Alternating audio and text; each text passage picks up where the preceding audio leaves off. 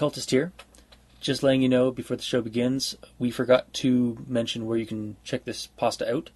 So you can check The Art of Jacob Emory at CreepyPasta.com, and you can also listen to it, done beautifully, at Chilling Tales for Dark Nights on YouTube. Thanks. Enjoy the show.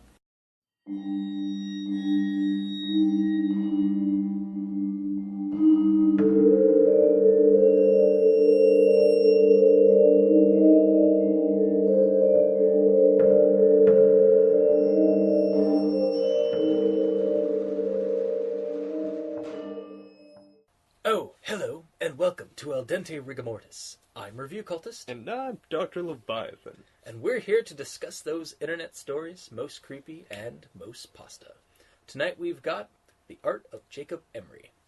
So, for those of you just tuning in for the first time, CreepyPasta are scary short stories and whatnot put on the internet, copied and pasted across the internet, so the word copypasta came to be, and then the creepy ones are creepypasta. So, yeah, The Art of Jacob Emory. It's done very much like somebody is there's two people in this story. One that is talking and is telling the entire story, and then the person who's obviously writing down the story. There's somebody the person that the guy's talking to. I've just got a narrator. Okay, I was kind of I imagine the guy is talking to the guy who's telling the story is talking to the person who's right. Fair enough. Talking yeah. to you. Okay, fair enough. All right, it's a guy talking to the reader as if this is a conversation thing, and he's telling the story that he's not supposed to tell, but he's going to tell it anyway. And he reminds you that his town doesn't have ghost stories. So Jacob Emory is this jack of all trades, ace of none kind of fellow. Everyone in town likes him, but he has no ambitions in life. So at some point he goes away, goes out and does some traveling. Everybody thinks it'll do him good. And about 6 or 7 years later, he comes back, fully energetic, smile on his face at all times, and he's got this black stick about the size of a pencil. So I'm just thinking it's charcoal. But he shows people that this thing has a power, and essentially what it does is it animates things he draws. So he draws a crude circle, and it becomes a rock, and it moves around on the page depending on how you move the paper. Then he starts drawing people, like stick figures, and they start animating and fighting and stuff, or doing plays and whatnot. And it becomes a very big thing in the town, but they want to keep it within the town limits. So he kind of puts on a show and gets town famous, or it gets more people coming in to see what he'll draw next and what will animate and stuff. So eventually that stuff starts getting to his head. He becomes a womanizer and starts drinking. It doesn't slow down his tenacity or his energy that he has, this new energy he has.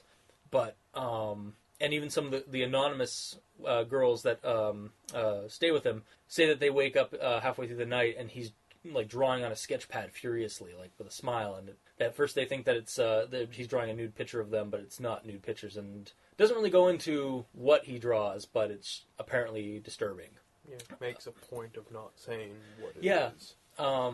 So eventually, one day, he's doing his show, but he's half drunk, and a bunch of the crowd asks him to draw himself on the wherever he's drawing on, I guess the wall or something, of this auditorium.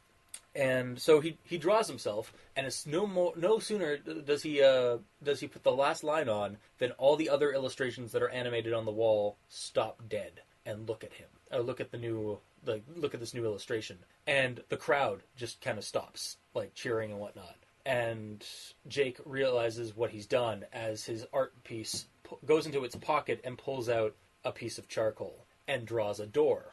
And what happens next is that the door opens into our reality, and these illustrations start sprouting through and start going through the auditorium.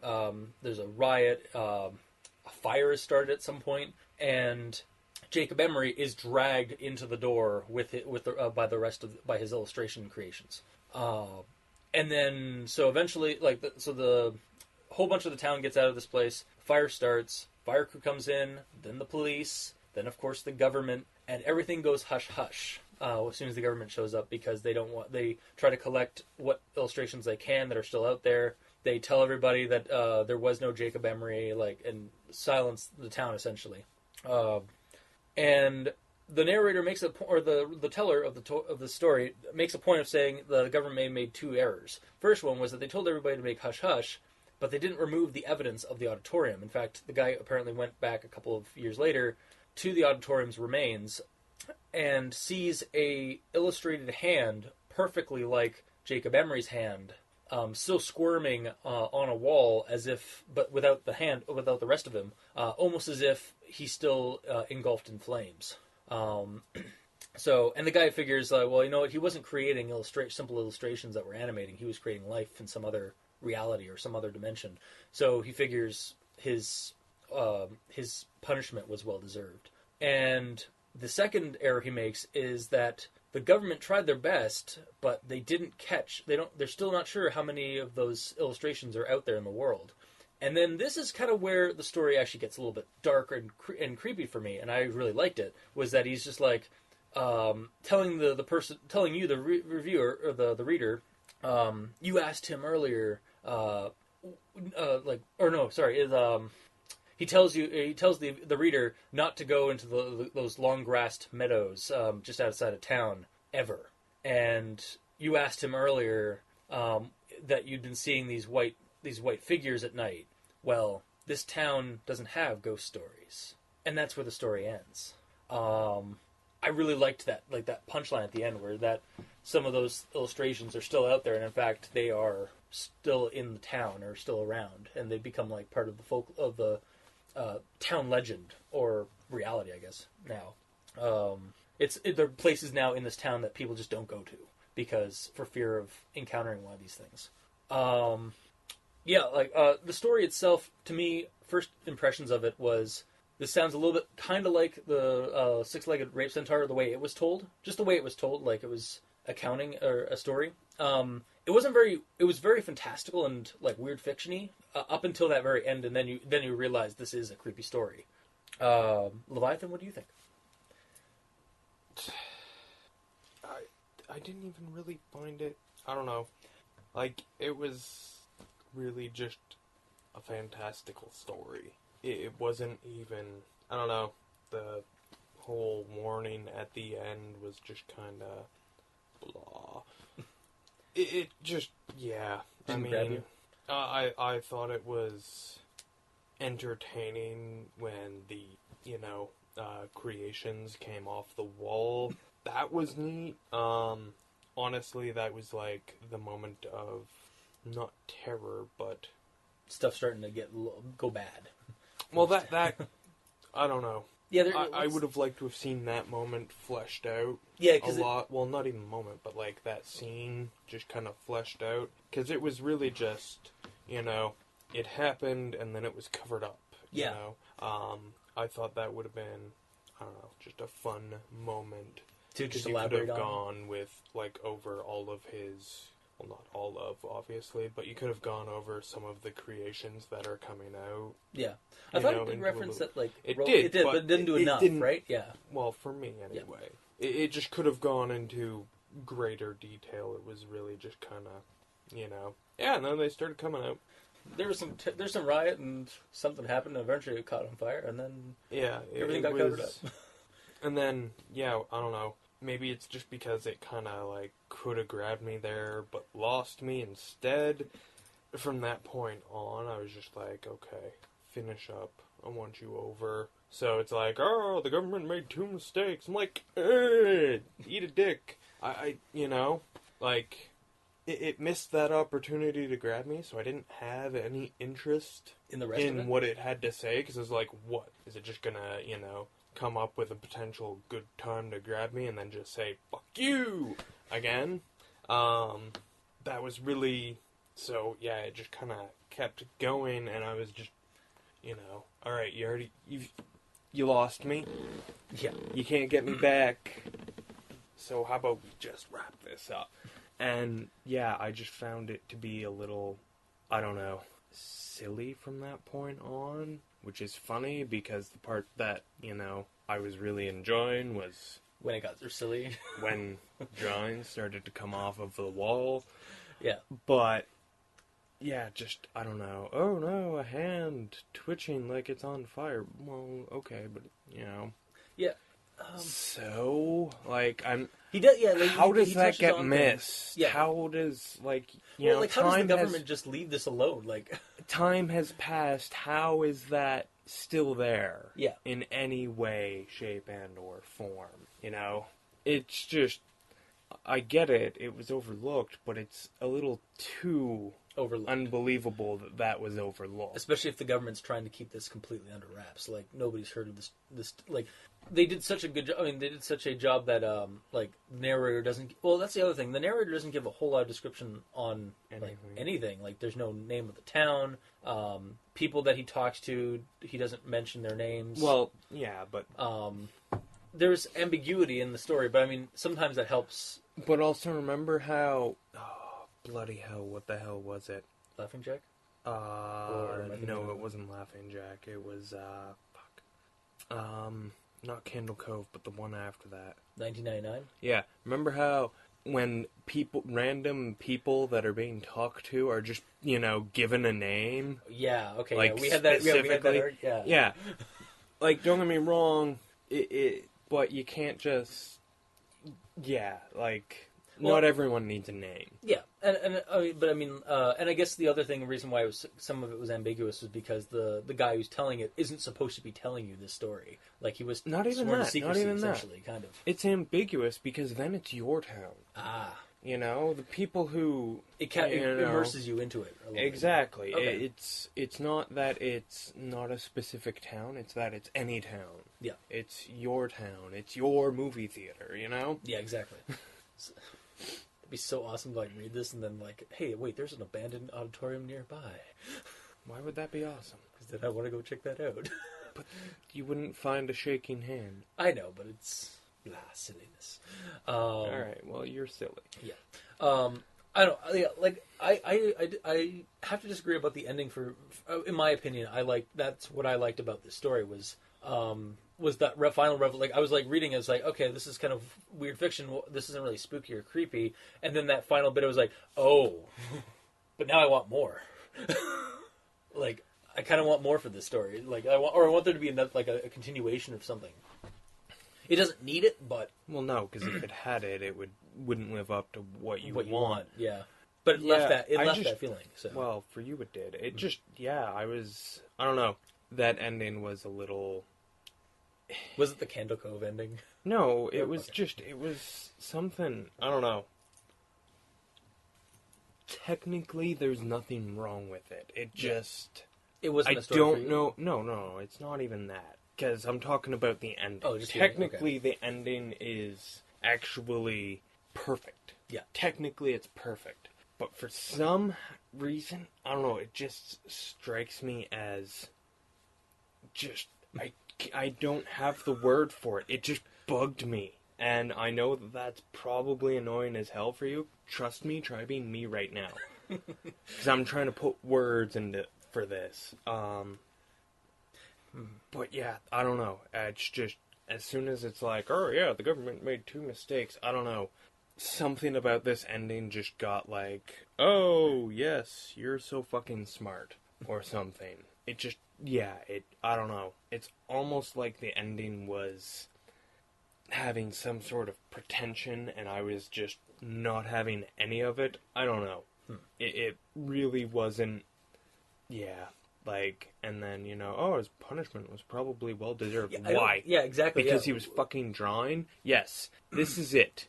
I think this narrator is a pretentious cock. Yeah. And that just pisses me off, because, you've got like, oh yeah, I'm so fucking perfect that this guy was drawing on a fucking wall. And creating life. Well, no. He wasn't creating life. He was drawing on a wall. Yeah. A side effect of that, which he couldn't have possibly known, exactly, is that he's creating life in some other dimension. Theoretically. Yeah. According to this... Well, yeah, the town was like... Hold on! Oh, sorry. Sorry, keep doing. Soapbox, bitch! According to this old man who I don't know, for all we know is, the town drunk. Like, we have no idea who this guy is or why we should take him seriously. And again, there's reasons for that, and good reasons. But he's casting judgment onto this guy who had this cool stick that brought to life his drawings. Like, how is he supposed to know that that's literally what is happening? Yeah. He paints over them, they're gone. But, this guy's like, oh yeah, he's burning for eternity. Fucking earned it. Shouldn't have been playing with God's tools. Kind of Not God's tool. It's what he said. It said in... But he doesn't know that. I know, he doesn't. Yeah, he didn't know that. Yeah, exactly. It's a stick. Like you said, described perfectly as a piece of charcoal. Yeah. So he has a piece of charcoal. Mm-hmm. Magic piece of charcoal. Yeah. For all intents and purposes, it's a wondrous item for all intents and purposes that he doesn't know. It's a curiosity. Exactly. More than anything. And that's why he got, why the town wanted, he got the show on in the town and stuff like that. He thought it was all fun and games. Well, exactly. So, to say that someone deserves to burn for eternity for trying to entertain people and amuse people and give people the delight of small children even when they're full adults. Exactly. And then, that just kind of, in hindsight, that's where it really fucking pissed me off. This ending. So then, and then, I don't know, the government missing, some of them. Well, no shit. He created a lot of them. Yeah, and they poured out and, left the building hours before anyone would have gotten there. Yeah, exactly. That's not a mistake. That's the way that shit's gonna go down. Yeah. It's just, it's... At that point, the narrator starts being a pretentious cock. Or starts being a grouchy... No. He starts being a pretentious cock because he's like, oh yeah, he deserves to burn, and oh yeah, the government's a bunch of fucking stupid Nancy boys. Where the fuck were you? Yeah, those guys are out. He was at the closest one to the exit. When these white motherfucker drawings are out there in the fucking meadows. Why don't you take your fucking gun, which I'm sure you goddamn well have, and go hunt the sons of bitches? Exactly. Or get down off of your high horse. Well, painting over them doesn't eliminate them. We've gone over this. Right. Well, we haven't. But who knows? Who knows what if a shotgun would? But yeah. Perhaps the townsfolk have tried in the decade or two that this has been going on. Who says that? No one. It's not in the story. I know. I'm just. You know what's in the story? Oh, those G-men suck dick. I'm perfect. Those G-men are asshats. They can't tell their whatever from their cock and balls. It's just, you know what I mean? Yeah. Up till that point, it's a little judgmental on the whole, oh, that boy was... But whatever, that's not really here or there. But then, oh, yeah, didn't know what you were messing with, but you deserve to burn. Yeah, okay. Yeah, that's, pretty judgmental. Yeah. Especially, since at the beginning of the story, he was like, oh, well, he was a good boy, and then he deserved to die. And there is no proof in this story that he knows what he's messing with. Yeah, exactly. Yeah, he's just happy to be drawing and seeing these things come to life. Yeah. Which is, it's a sense of wonder that anybody would have. Okay. If I had that ability, I would be like... You like to draw. Yeah. How awesome would you find it if one day, sketching on your sketch pad, because you just bought this new sketch pad from this creepy old store while you were on vacation, and your fucking drawing started to come to life? I would be like... Would your first assumption be like, holy shit, this sketch pad is a world and I am God?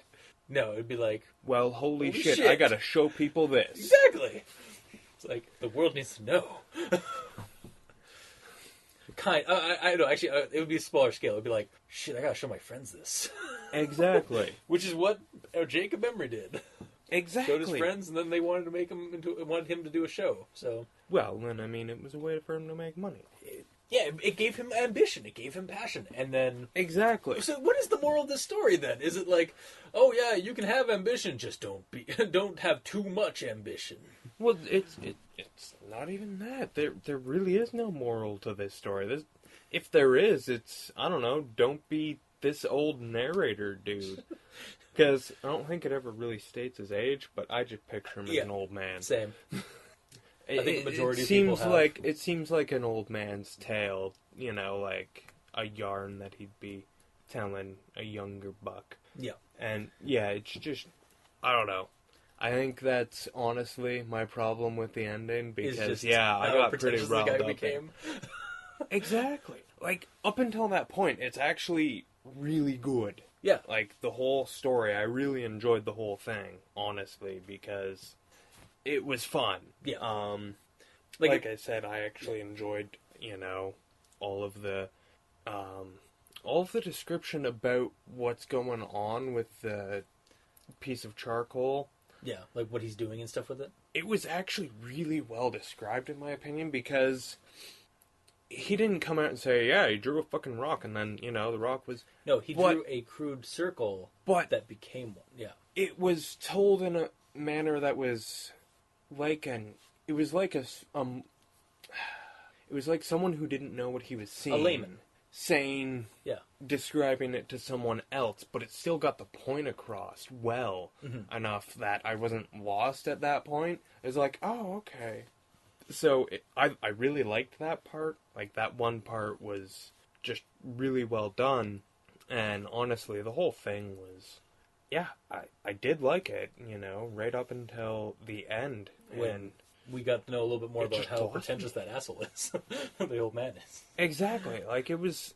Yeah, because that when I was reading it and listening to it, yeah, he does come off very like we've already said it. Like he does come off very crotchety, very like, oh, he deserved to die Not for even his sin. crotchety, just, you know... Not crotchety. Oh, sorry, I wrong despise term. it when anyone gets a holier-than-thou attitude. Yeah, exactly. And... He started going a little like... it's like, oh, you're playing with things you don't understand. You don't. You deserve whatever you get, kind of thing. It's just, yeah. That whole thing kind of did. Like when I first read it, it's like I didn't notice that. I still like. I mean, in reality, like I posed that hypothetical to you. Yeah. If I were to pose that hypothetical to the narrator before these events, you would have been the same. It would have been. Yeah, it would have been the exact same reaction. You know. So yeah, I was just seemed like a bad way to take it, and the whole direction just kind of, like, once it went that way, I was reading into the words things that weren't necessarily there. Yeah. Like, you know, he's all like, you know, condemns Jacob for, you know, basically a natural human reaction. Yeah. And then, you know... For having a sense of wonderment. And then when he, you know... But, like, that really sets me off, so that when he says, oh, yeah, the government missed a thing, missed some of them, I'm just like, well, fuck you. What are you doing? Yeah. Why didn't you or anybody else that knows about this glen outside of town, why has nobody reported that? Exactly. Like, you know, you say the government missed it, but what have you done? Isn't it your job as a citizen of whatever nation you're in, like whether it be like America or Canada? Is it not your responsibility or no? Is it? Oh wait, he even mentions earlier on that like the community had a really strong sense of community. Isn't it your sense of like where's your sense of community to call the government to stop whatever's happening in that glen? Like if people are not allowed to go in there because of something like horrible, like they don't come back or whatever. Like we don't know what happens to people that go in there, but you're told don't go in there. Ever. Like, is it not your sense of like responsibility to call somebody about that problem? Yeah, or rustle up a posse and take care of it your own damn self. Like that too. You know, that shouldn't be an option, but hey, let's face it, real world, that's an option. That's how it's going to react in some places. Well, I mean, yeah, it's just Even if you're mistrusting of the government, you're still going to like round up your buddies and drink a little bit and get some shotguns and just... Oh. It's always good to have some golden liquid courage.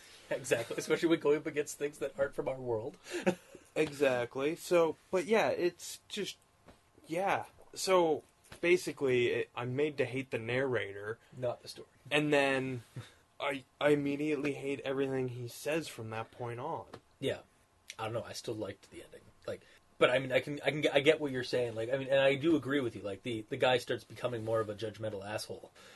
But I don't know. I didn't notice it until we started talking about it as much, but I still think the ending Well, is and a good even punch. I didn't notice it really until I was trying to figure out why I hate the end. Yeah, So yeah, it was just it wasn't the ending; it was just how the narrator started acting. well, it was that one line, Yeah, you know, one line, and it made me turn on the character because the narrator is a character. He features in the story yep. a minute bit, and at that point, from that point on, I'm just like, well, every little thing he says, it's like, listening to your mother. It's like, oh, that's a fucking dig. But yeah, he pissed me off. Yep. All right. So yeah, if you took out that one line, I'd actually probably fucking love this story. Yeah. You know, I would still question why no one's tried to do something about what's in the tall grass. Like, I don't know, fucking cut the grass. Bring some sickles down. Or fucking burn it. But yeah, it's That also like that whole. it's a good story. Yeah. Like I get why that little bit at the end is there. It's to say like, oh, these things could be anywhere. Yeah. But yeah, it's just like I say, it's a good story. I like the bookend of this town doesn't have ghost stories, and then explains why it doesn't have ghost stories because they aren't ghosts. yeah, it does give you That's the punt. I love that's what was really cool it's about a it. Was technicality exactly, and that's actually probably another thing that kind of irked me a little bit is that it doesn't have ghost stories, but it is a fucking ghost supernatural well, story. So eat a dick, man. Well, when I ask you about ghost stories, it doesn't actually have to feature a ghost. It can feature a fucking, gremlin, and I'd be happy. You fucking old man prick. Yet again, this guy is a wise ass or smart ass judgmental prick. It's like, well, technically the town doesn't got ghost stories because we don't have ghosts. We got these things that are just like them, but they're alive technically. That'd be like me saying, "Oh, sorry, I don't have Coke. You have to drink an orange soda." But I've got Pepsi. Yes, or it's like, sorry, I don't have Coca-Cola, but you'll have to drink this orange juice. Actually, I do have cola. Just it's President's Choice Cola. But you know what Yeah, I mean? I know exactly what you're talking about. Yeah, it's just like, I don't have this, but wait, I do have this version of it. I've got this, which is basically the same thing, and if you want one, this would probably fucking do. But here's orange. Don't know why I'm being such a prick about it. Alright, so you've convinced me this episode to hate this narrator. Yeah, he's just kind of I'm a dick. Yeah, it's like like talking to that friend who's always like, well, I mean, technically, It's a that guy. spider isn't a bug. It's It's an arachnid. Oh, I'm sorry, I'm using the term bug as a catch-all for fucking creepy crawly little things. Jackass. Yeah, it's Because we've all got we that all have friend. we all have that guy as a friend. And if you don't have that friend, guess who you are? Yeah. Oh. But you know what I mean? Like, that's who this narrator is. This narrator is that guy who's like, well, technically, that's a truck. There is no car following us. Oh, I'm sorry, but the guy leaning out the fucking window of said truck shooting at us, he's still a threat, right? Well, technically, that's not a dude. Technically, that's a the girl. bullets are the threat. Not the gun is the threat. It's Well, shooting no, the bullet. no, Oh, the bullets sorry. are the Yeah, sorry, threat. The bullets are the threat. Yeah, the bullets are making contact with our car. And have punctured my lung. I will continue to be contradictory and technicalities until I die. Fuck you. You just gotta be right. Well, technically, you're not living. You're about to bleed out, asshole.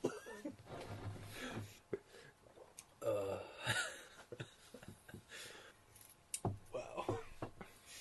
But yeah, so I was gonna say something about about the long grass and I mean again it leaves you to there's a lot of it like leading you to fill in some of the gaps or fill in some of the blanks with this one, but it's still effective with that. Well, yeah. Like, why aren't you allowed? Like, what? Like, I don't. My mind's like, why can't we stay in the? Why can't? What? How are they in the long grass? Like, are they? I don't know. It's just a little thing, like a little like. It's tall grass, man. Tall grass is very obscuring. Yeah, especially when you're stick figures. Well, they're not stick figures, all of them. That's true. The guy was actually a pretty good artist. Fair enough. He drew stick figures for his little demonstration.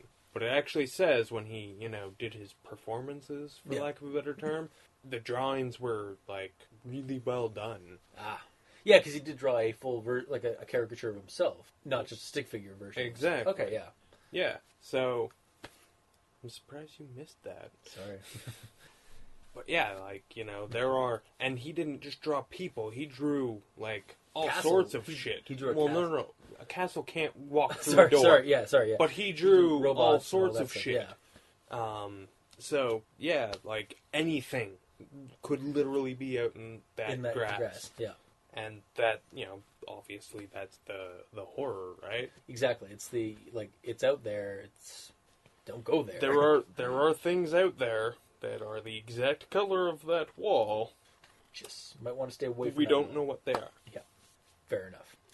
And then, your mind paints just goes crazy with picks whatever fucking scares you the most. I'm not gonna lie, when I first read this and was reading about the long grass thing, I was like, so wait, are the drawings hiding on the blades of grass? I just for some reason pictured them hiding on blades of grass. Clearly that's not what happened, but that was the first thing that my mind went to with that. You gonna have an editorism yet?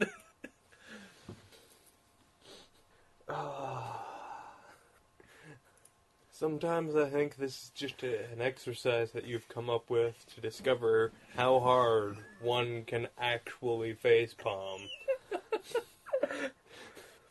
I'm conducting my own experiments, Doctor.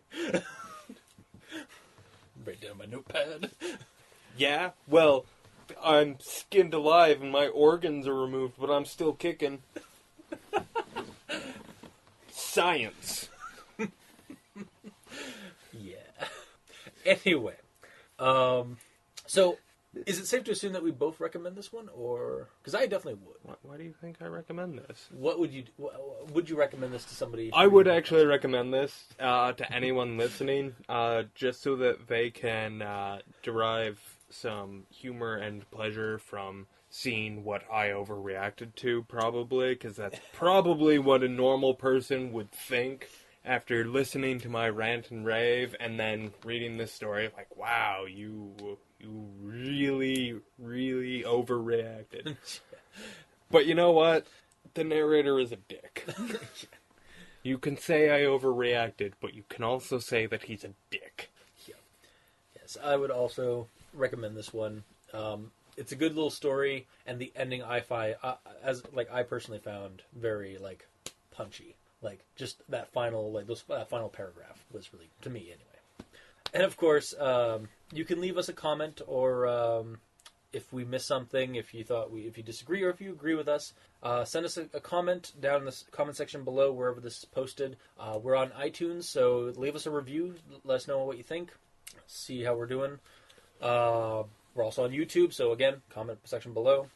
And we also have an email that you can send us emails to at aldenterigamortis@gmail.com. That's aldenterigamortis@gmail.com. Or you can also leave us suggestions for other creepypastas that you would like us to discuss on the show.